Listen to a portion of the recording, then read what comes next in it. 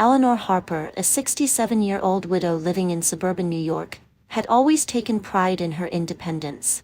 3 years had passed since the sudden death of her husband Thomas from a heart attack, leaving her to manage a quiet, orderly life on his pension and her Social Security benefits. She had never been one to rely on anyone. Meticulous in her budgeting, Eleanor had 35 years of experience in bookkeeping and financial management. Her home was neat, her bills were balanced, and she had learned to make every dollar stretch. She felt capable, self-reliant, and above all, prepared. But that calm existence shattered one bright Tuesday morning in June. Her daughter Emma, 35, and Emma's husband Daniel showed up at her door unannounced. Emma had always been strong-willed and opinionated, someone who believed she knew best for everyone around her. Eleanor had expected a casual visit for breakfast, perhaps a chat about family news, but the expressions on their faces suggested something far more consequential. "We're taking a 6-week trip to Europe, a second honeymoon," Daniel announced with barely contained excitement. Eleanor smiled politely, thinking of their plans and the joy such a trip could bring. But then Emma, with a steely look and a tone that brooked no argument, added, "During this trip, we'll be suspending your monthly financial support. It's time you fully experience independence." Eleanor froze. $5. That was all Daniel placed on the counter as a symbolic emergency fund, a gesture that felt more insulting than helpful. She glanced at the bills scattered on her kitchen table. The electric bill was $68, water $45, and a property tax installment of $220 loomed due soon. The sudden withdrawal of financial assistance threatened the stability she had maintained for years. Daniel tried to soften the blow. "We think this is good for you," he said, referencing their neighbor Mrs. Whitmore, who at 72 still worked part-time. Eleanor's eyes narrowed. "Do you really think I can't handle my life?" she asked, her voice calm but sharp. Emma said nothing, her expression unchanging, as though Eleanor's independence had been invisible all along. Once they left, Eleanor sank into her favorite armchair, trying to process the shock. A lifetime of managing numbers, balancing budgets, and keeping a home running smoothly suddenly felt fragile. And yet, a memory from her late mother flickered in her mind. "Adjust your sails when the wind changes." Eleanor realized that rather than surrendering to this betrayal, she could turn it into a challenge, a test of her own resourcefulness. Eleanor immediately took stock of her situation. She had $67 in her checking account, a small pantry of food, and her house, which she fully owned. Her decades of professional experience in bookkeeping, tax preparation, and financial consulting were assets she could now leverage. With determination, she grabbed a yellow legal pad and began to make a detailed plan. Spread out her bills and calculate which were urgent. Identify potential freelance clients who could benefit from her skills. Set modest rates, knowing that even small jobs would add up. Within a day, Eleanor began designing flyers advertising her services: bookkeeping, tax preparation, and financial consulting at reasonable rates.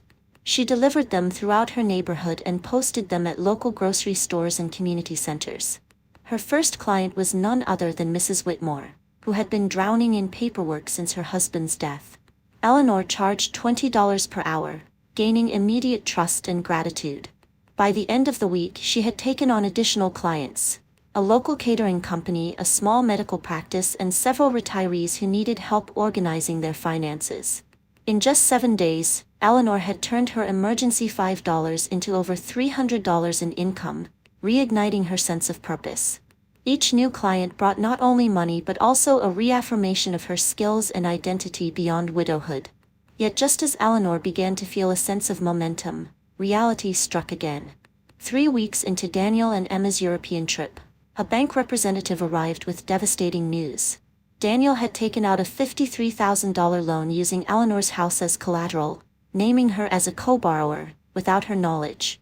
Eleanor, recalling a time when she had signed documents while recovering from illness, realized she had been manipulated.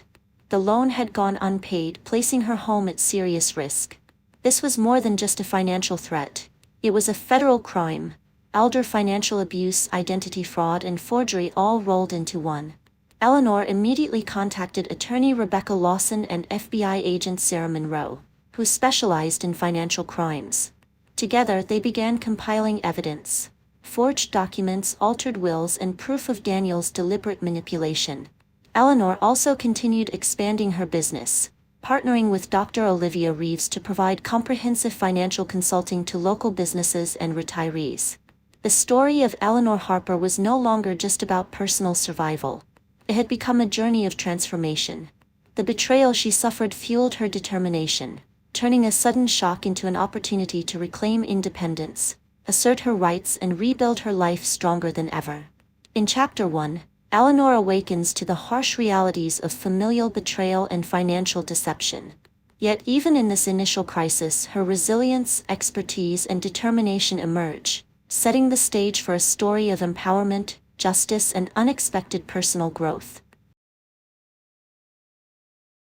The morning after the bank visit, Eleanor Harper felt a strange mixture of anger, disbelief, and determination. Her kitchen, once a quiet refuge filled with the aroma of tea and freshly baked bread, now felt like a courtroom. The documents the banker had left were stacked neatly on her counter, but each page screamed betrayal. Forged signatures, altered loan applications, and notarized forms she had vaguely remembered signing in a hospital room, taken advantage of while she was weak and unguarded, revealed the depth of Daniel's deception. Eleanor took a deep breath, placed her hands firmly on the countertop, and whispered to herself, "I will not be broken. Not by him. Not by anyone." She spent the morning contacting attorney Rebecca Lawson, who immediately understood the gravity of the situation. "Eleanor," Rebecca said, her voice calm but urgent over the phone, "what Daniel has done could be prosecuted federally. Elder financial abuse, identity theft, loan fraud. This is serious. We'll need to build a complete case, but you're not alone in this." Eleanor also reached out to FBI agent Sarah Monroe, a sharp, no-nonsense woman who specialized in financial crimes against vulnerable adults. Agent Monroe visited Eleanor's home within hours, scanning the stacks of documents. "Miss Harper, this isn't just a domestic dispute," she said, flipping through pages of bank forms and notarized letters. "This is premeditated, and it's a textbook case of elder financial exploitation. We're opening a full investigation." As the FBI and her attorney began building a case, Eleanor returned to her fledgling bookkeeping business with renewed intensity. She realized that the community she had ignored in her own quiet life could become both a source of support and a shield. Flyers were refined, social media posts created, and Eleanor personally visited local senior centers and small business owners. She charged fair rates, offered payment plans, and emphasized trust and confidentiality. Word of mouth began to work its magic. Her first new client after the crisis was Mr. Allen, a retired school principal whose wife had passed unexpectedly. Their financial records were in disarray, and Eleanor worked long hours organizing accounts, untangling past tax filings, and advising on future planning. By the end of the week, she had not only restored Mr. Allen's financial order but also earned respect and gratitude from several others in the neighborhood who had witnessed her professionalism. Her earnings climbed steadily, from the initial $300 the first week to nearly $2,000 in 2 weeks, enough to cover immediate bills and regain a sense of security. But as Eleanor thrived professionally, the shadow of Daniel's betrayal loomed larger. Each day without repayment brought another wave of anxiety. She meticulously documented every phone call, every financial statement, and every forged document she had uncovered. Her legal team instructed her to remain patient. The federal process was complex, and involving a family member made it emotionally draining. Yet Eleanor's resolve hardened. She would not allow sentiment to prevent justice. Meanwhile, Daniel and Emma were halfway across Europe, seemingly oblivious to the storm they had left behind. Photos posted on social media showed Daniel raising champagne glasses at five-star resorts and Emma smiling in designer boutiques. Eleanor refused to dwell on these images. Instead, she focused on strategy, preparing her financial evidence with precision, scheduling appointments with potential clients, many of whom were small businesses or elderly individuals vulnerable to scams, drafting flyers for a financial literacy workshop aimed at seniors, teaching budgeting, fraud prevention, and legal protections. By the end of the month, Eleanor's small home office had transformed into a hub of activity. Between organizing client accounts, mentoring older clients on financial independence, and consulting with Rebecca and Agent Monroe, Eleanor felt a renewed sense of purpose. Her anger at Daniel's actions had evolved into fuel for action. Every hour spent helping someone else reclaim financial control reinforced her own autonomy. One evening, while Eleanor was reviewing a particularly complex tax filing for a local boutique, Agent Monroe called with an update. "Eleanor, we've traced the European expenditures linked to Daniel's fraudulent loan. He's been living off what was stolen from you: hotels, tours, flights, even a high-end shopping spree.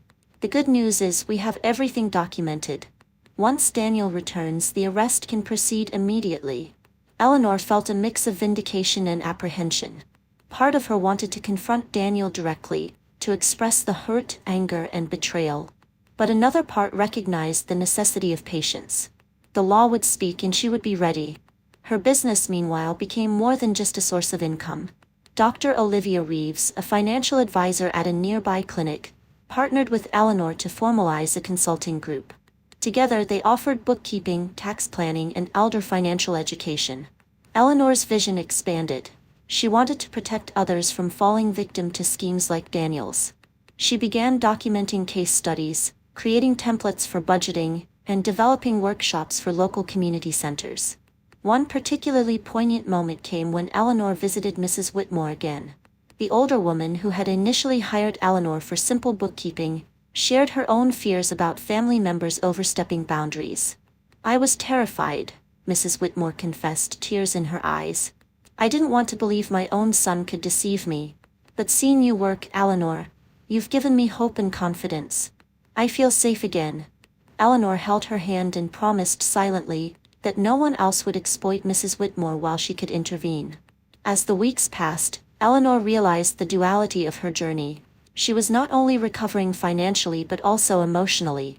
Each client she helped, each workshop she conducted, each piece of evidence compiled against Daniel, strengthened her resilience.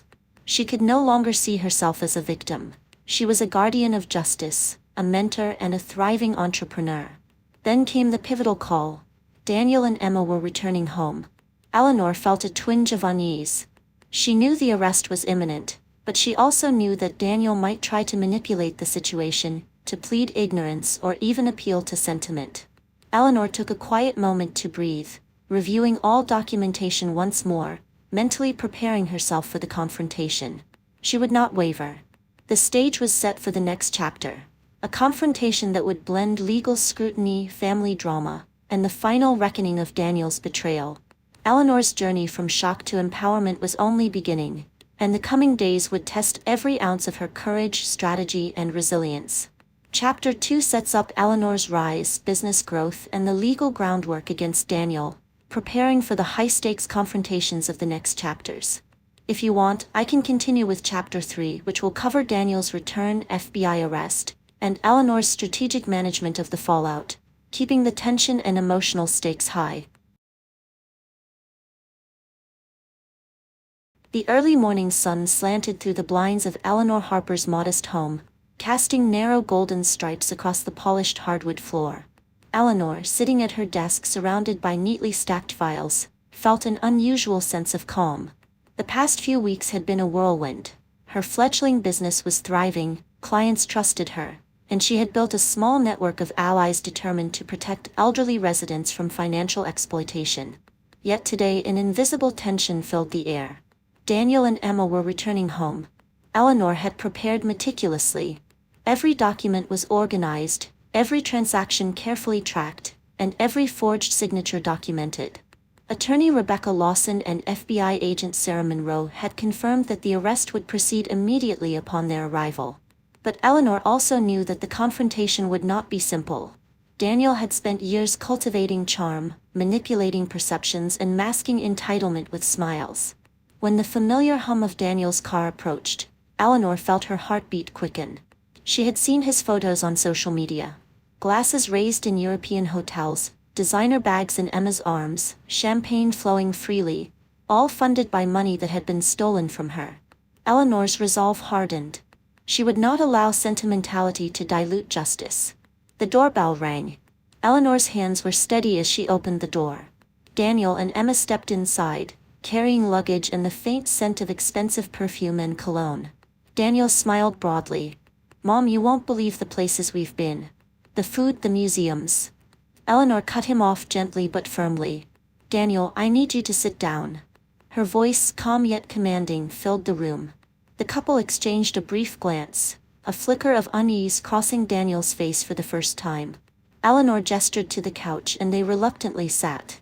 Minutes later, two men in dark suits arrived. FBI agent Sarah Monroe and her colleague Agent Jacob Fields. "Good morning," Monroe said, her tone professional and unsympathetic to familial ties. "Mr. Harper, you are under arrest for multiple federal offenses, including elder financial abuse, identity theft, and loan fraud." Daniel's expression shifted from mild shock to incredulity. I don't understand. Thought you knew. I didn't mean. You used her trust while she was recovering from illness to manipulate financial documents and take out a $53,000 loan using her house as collateral, Agent Fields said firmly. "These aren't misunderstandings. This is documented fraud and the law is clear." Eleanor watched, her posture calm but unwavering as Daniel attempted to defend himself. "It was just a mistake. She signed papers she knew." Eleanor's eyes met his, and for the first time, the full weight of disappointment and betrayal pressed into the room. "Daniel," she said softly but with iron conviction, "I trusted you. I raised you. And yet you took advantage of me. This isn't about mistakes, it's about responsibility. And yes, you will be held accountable." Emma, silent until now, looked stricken but defensive. "Eleanor, this is ridiculous. He meant no harm." Eleanor turned to her daughter, her gaze unwavering. "Emma, supporting someone's wrongdoing even unintentionally does not absolve complicity. You can either stand with justice or you continue enabling it." Emma's eyes widened, and she suddenly understood the magnitude of Eleanor's stance. Within minutes, Daniel was escorted out of the house in handcuffs. The magnitude of the moment hit Eleanor. Her son, the boy she had adored and spoiled, was now facing the full consequences of his actions. She did not feel triumph, only a heavy, complex mixture of grief, resolve, and a cautious sense of relief. In the days that followed, court proceedings moved swiftly. Attorney Rebecca Lawson worked with the federal prosecutor to present a clear case. Forged signatures, unauthorized loans, and intentional financial manipulation of an elderly parent. Eleanor provided detailed testimony, supported by the evidence meticulously gathered over the previous weeks. The courtroom drama was intense. Daniel attempted to plead ignorance, claiming he had acted on what he perceived as mutual consent. Emma, now fully aware of the legal consequences, testified truthfully, admitting she had known of the European expenditures funded by the fraudulent loan. The judge listened patiently, weighing Eleanor's detailed accounts against Daniel's feeble defenses. Eleanor, however, did not just focus on retribution. She proposed a rehabilitation plan for Daniel as part of the sentencing process. "If he truly understands the consequences of his actions," she explained to the judge, "he should be required to teach financial literacy to seniors under supervision. He must help those he sought to exploit." The judge, intrigued by the restorative approach, agreed. Daniel's probation would include community service focused on elder financial education, ensuring he learned empathy and responsibility firsthand. Back at home, Eleanor's life returned to its familiar rhythm, though now with heightened purpose. Her business, Eleanor Harper and Associates, expanded rapidly. Dr. Olivia Reeves formally joined as a partner, and together they developed workshops, consulting programs, and educational seminars. They focused on empowering older adults, protecting them from scams, and helping families navigate financial planning. Eleanor's experience had transformed into a platform for community advocacy. One afternoon, Eleanor received a letter from Daniel, written during the weeks of his initial detention. His words were tentative, remorseful, and awkwardly sincere. He acknowledged his wrongdoing and expressed a desire to change. Eleanor read the letter twice, letting the words sink in. She allowed herself a cautious sense of hope, not for forgetting but for growth. Emma, meanwhile, decided to remain professionally involved, helping administer the elder financial workshops and assisting with administrative tasks at Eleanor's business. Eleanor saw this as an opportunity to rebuild trust on her terms. She did not offer unconditional forgiveness, but she did offer a structured, accountable way to contribute positively. By the end of the month, Eleanor reflected on the unexpected transformation. She had started with shock and betrayal but had risen to a position of empowerment. Her skills, once dormant in quiet widowhood, had become the foundation for a thriving business and community impact. The legal battle, though painful, had also become a vehicle for teaching accountability, responsibility, and ethical behavior. That night, Eleanor sat by her window, looking out over the quiet streets of her neighborhood. The summer air smelled faintly of blooming jasmine and freshly cut grass. She allowed herself a moment of satisfaction. She had not only survived an unprecedented betrayal but had turned it into something constructive, meaningful, and enduring. Her journey was far from over, but she now knew she possessed the strength, wisdom, and courage to navigate any challenge. Chapter 3 closed with the realization that justice and transformation could coexist. Eleanor Harper had faced the reckoning, stood firmly in her truth, and emerged stronger, ready for the challenges the next chapters would bring. Legal resolutions, family reconciliation, and the expansion of her advocacy for elder financial protection. The courtroom was silent, the kind of tense quiet that presses on the chest and makes every breath feel significant.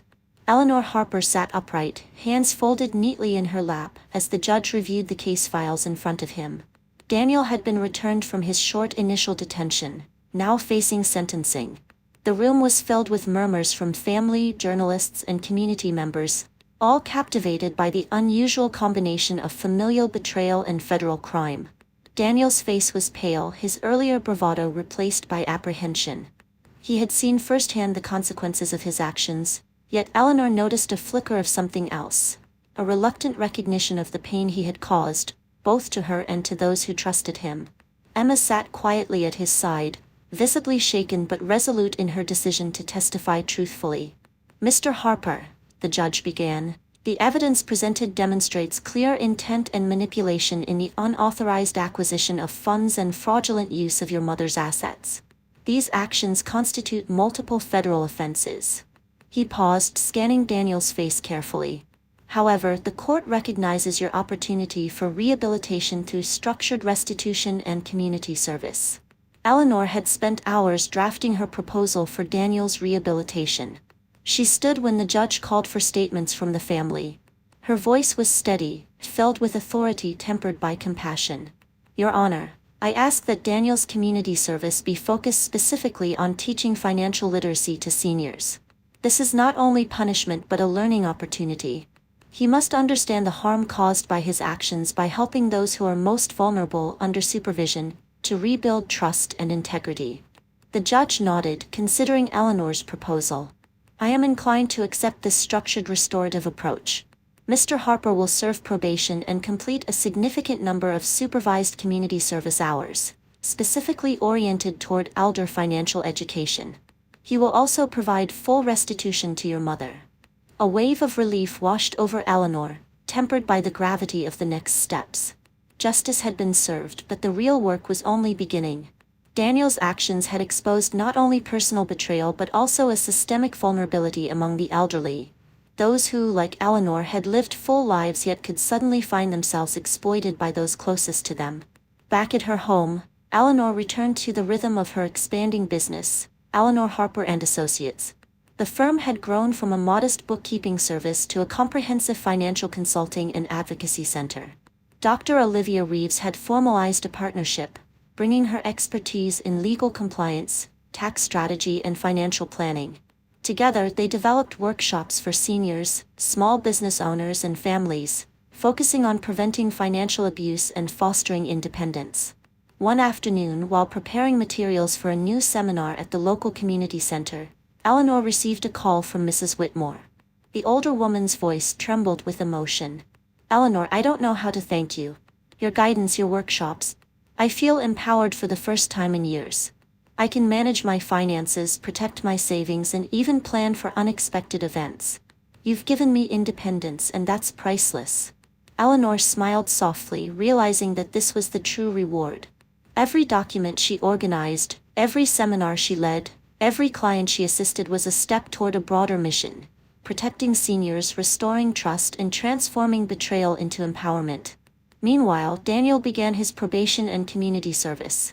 At first he struggled with the structured approach, resistant to both authority and instruction. Eleanor supervised some of his early sessions, observing quietly as he taught basic budgeting and fraud prevention. There were moments of awkwardness, and occasionally he faltered under the weight of his past choices. But over time, Eleanor saw a subtle shift. Daniel began to understand the human consequences of his actions, and the importance of accountability. Emma, who had initially felt overwhelmed by guilt and confusion, took on a more active role in the business. She assisted with administrative tasks, coordinated community workshops, and helped monitor the progress of Daniel's community service. Eleanor observed her daughter's growth with measured pride. While forgiveness had not been immediate, trust could be rebuilt through consistent action, responsibility, and transparency. In the months that followed, Eleanor's influence extended beyond her immediate clients. The Cleveland Community Center adopted her financial literacy program for all seniors in their network, creating a replicable model that included interactive budgeting exercises, case studies of financial abuse, and strategies for protecting assets. Local law enforcement and social service agencies began referring cases of elder exploitation to Eleanor, recognizing her as a knowledgeable and trustworthy advocate. Daniel gradually became more engaged in his community service. There were setbacks and moments of tension, but Eleanor remained patient, providing guidance without coddling. The once privileged young man who had misused her trust was slowly becoming a teacher and mentor, experiencing firsthand the responsibility and empathy his actions had denied him before.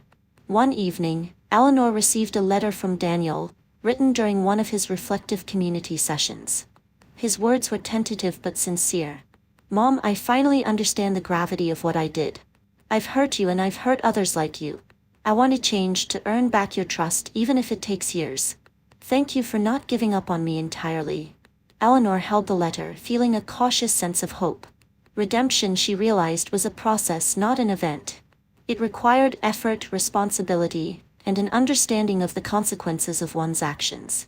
By the end of Chapter 4, Eleanor had achieved several key milestones.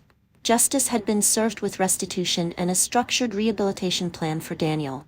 Eleanor's business had grown into a full-fledged consulting and advocacy center.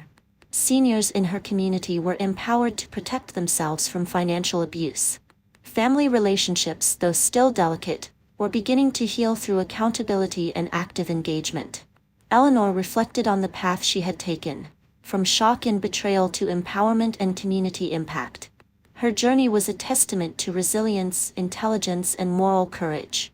The fight for justice had not only restored her home and finances but had created a platform for lasting social change. As the sun set over her quiet street, Eleanor looked at the stacks of files, planning for upcoming workshops and client sessions. The summer air carried a hint of jasmine and freshly cut grass, and she allowed herself a rare moment of satisfaction. The battle was far from over, but she had reclaimed her voice, her power, and her purpose. The next chapter would bring new challenges.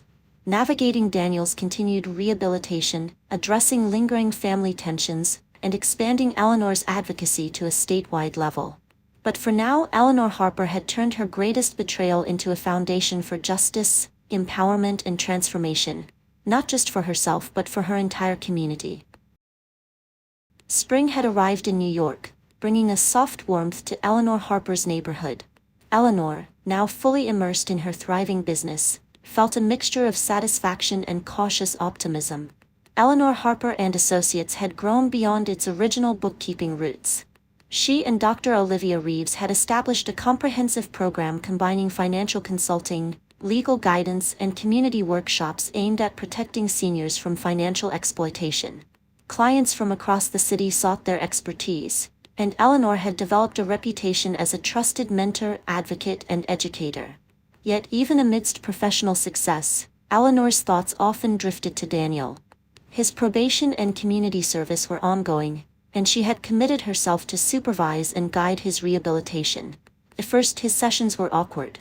The young man who had once flaunted stolen funds now nervously explained budgeting principles to retirees, answered questions about fraud prevention, and occasionally faltered under the weight of responsibility. Eleanor observed him silently, allowing him space to learn, fail, and recover. One particularly challenging afternoon, Daniel was leading a seminar at the local community center when a participant asked a pointed question: "What happens if someone you trust misuses your money?" Daniel paused, his hands trembling slightly. He looked around the room at attentive faces, some skeptical, some hopeful. Finally he said, I've been that person. I betrayed someone I loved and it caused real harm. I've learned the consequences the hard way and now I dedicate myself to helping others avoid what I did. It's not easy, but taking responsibility is the first step toward making things right. Eleanor, sitting quietly in the back, felt a swell of cautious pride. Change was not instant, but Daniel's honesty, however reluctant at first, marked the beginning of true rehabilitation. His teaching sessions became increasingly confident, and feedback from attendees highlighted his genuine effort to educate and support. Meanwhile, Eleanor's business continued to flourish. Her team expanded to include 6 employees, each dedicated to assisting seniors and small businesses with financial literacy and consulting. Through partnerships with local banks, legal offices, and nonprofit organizations, Eleanor launched a statewide program, the Elder Financial Protection Initiative. The initiative offered free workshops, webinars, and consultation sessions, reaching hundreds of vulnerable adults. Eleanor's vision was no longer just local. It was systemic, aiming to prevent elder exploitation across New York State. Amid these professional achievements, Eleanor also focused on rebuilding family trust. Emma had become an invaluable administrative assistant for Eleanor Harper and Associates. Her initial guilt over previous complicity had transformed into diligence and commitment. She helped organize community events, tracked client follow-ups, and coordinated educational materials. Though Eleanor's forgiveness was measured, she recognized the value of guided redemption, understanding that trust could be earned through consistent action. Daniel's probation was nearing its halfway mark. Eleanor worked closely with him, supervising his community service hours and monitoring his progress. She encouraged reflection, journaling, and open discussions about ethical decision-making. Slowly, Daniel began to internalize the lessons of accountability, empathy, and financial responsibility. One day, after a particularly productive workshop with elderly clients, Daniel approached Eleanor with an uncharacteristically earnest expression. "Mom," he said quietly, "I think I understand now, not just the numbers but the people.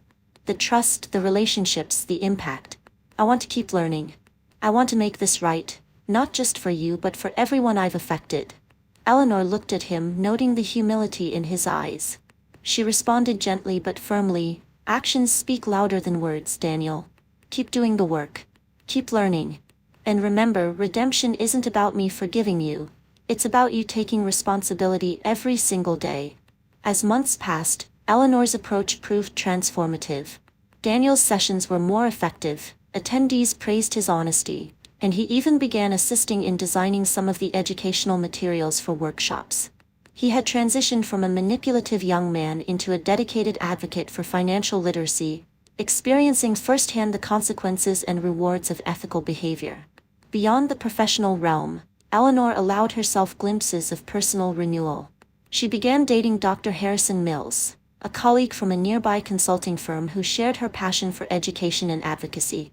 Their relationship was gradual, built on mutual respect, shared values, and a recognition of each other's life experiences. Eleanor approached romance cautiously, aware of her responsibilities but open to companionship and support. Meanwhile, Emma, feeling inspired by both her mother and Daniel, began pursuing her own certifications in financial counseling. She envisioned creating programs specifically designed for women and families, focusing on independence, empowerment, and prevention of financial abuse. Eleanor supported her daughter's ambitions, proud to see the values she instilled taking root in the next generation. One particularly meaningful milestone occurred when Daniel completed the required community service hours and probation terms. In a small ceremony at the Cleveland Community Center, Eleanor and Agent Sarah Monroe acknowledged his contributions and progress. Daniel spoke candidly about his mistakes, expressing genuine remorse and commitment to continuing his work in financial education. Seniors and community members who had attended his sessions shared their stories, emphasizing how his guidance had empowered them to protect their finances and regain confidence. Eleanor realized that the journey was not solely about punishment or restitution. It was about transformation. Through structured rehabilitation, mentorship, and community engagement, Daniel had begun to understand the consequences of his actions, and the broader impact of ethical financial behavior. For Eleanor, this was the ultimate measure of success. Not just restored finances or legal closure, but the cultivation of responsibility, empathy, and resilience in the next generation. By the chapter's end, Eleanor's home and business had become hubs of stability, education, and empowerment. Her personal and professional life intertwined harmoniously. Daniel's rehabilitation, Emma's growth, and her own leadership in financial advocacy formed a new family dynamic, centered not on blind trust or dependency, but on accountability, respect, and shared purpose. As Eleanor sat at her desk one evening, reviewing notes for an upcoming statewide seminar, she reflected on the journey that had brought her here, from betrayal and shock to empowerment, advocacy, and cautious hope. She had transformed personal adversity into a platform for social change, ensuring that her experience and the lessons learned from Daniel's actions would protect countless others. Eleanor knew there were still challenges ahead: expanding statewide programs, maintaining family relationships, and ensuring Daniel remained accountable. But she also knew she had the strength, wisdom, and community support to meet them. For the first time in years, Eleanor Harper felt truly empowered, not just as a widow or a mother, but as a leader, mentor, and advocate whose influence extended far beyond her own home. Chapter 5 closes with Eleanor overseeing a family and professional ecosystem transformed by responsibility, redemption, and resilience. Justice had been achieved, but more importantly, Eleanor had built a foundation for lasting positive change, large windows of Eleanor within Harper's her family and throughout her community, illuminating the shelves lined with binders, awards, and framed photos of smiling clients. Eleanor sat at her desk, reviewing plans for the upcoming statewide Elder Financial Protection Summit. The initiative she had started months earlier had grown far beyond her original expectations.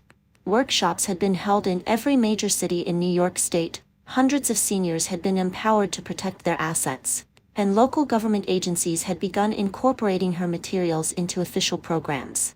It had been 5 years since the events that had upended her life.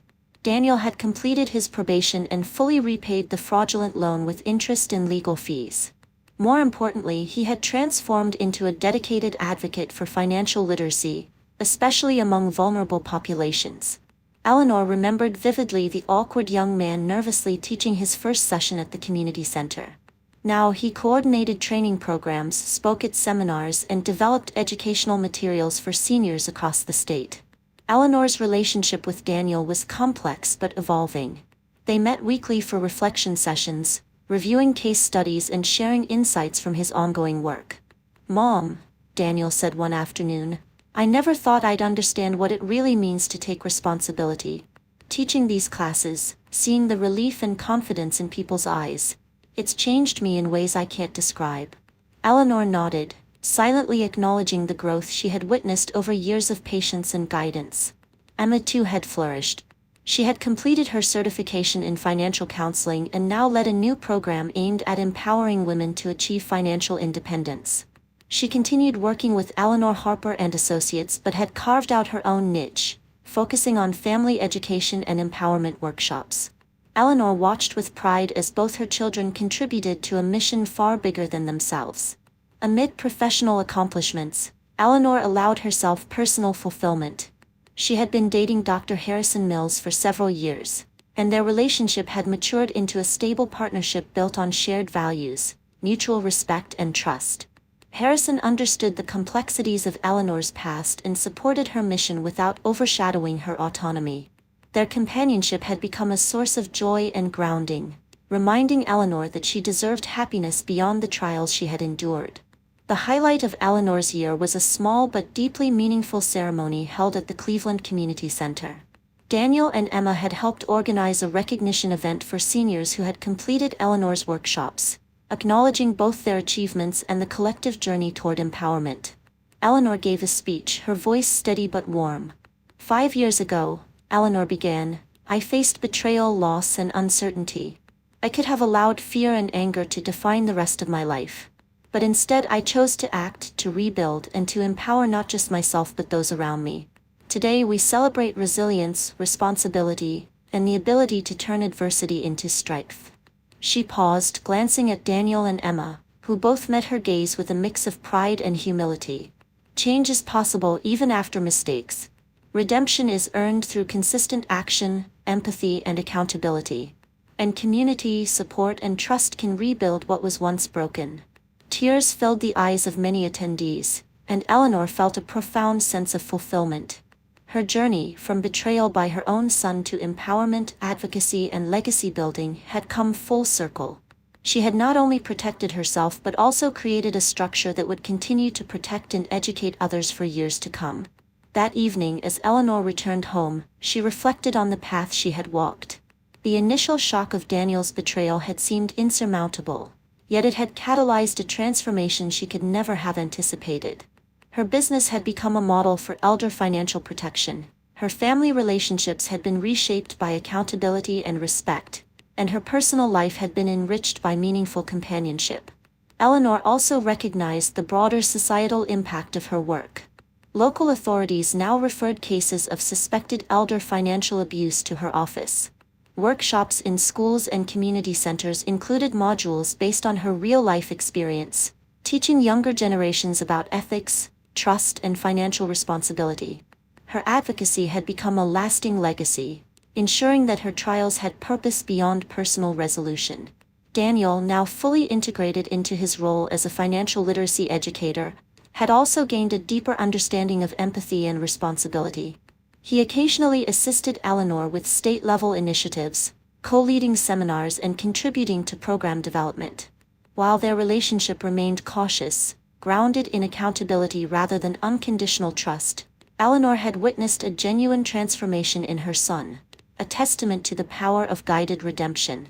Emma had taken her own path as well, balancing professional growth with personal fulfillment. She remained connected to Eleanor's mission while creating new programs tailored to women and families.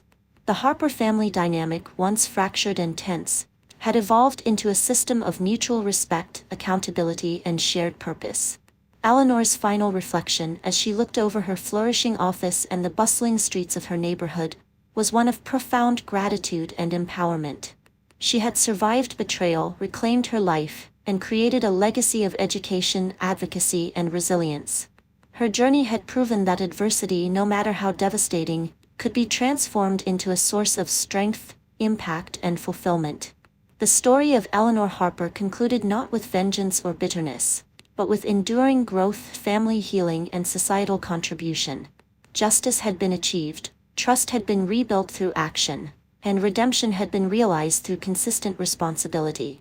Eleanor knew that the lessons learned, the programs established, and the lives touched by her advocacy would continue long after she was gone.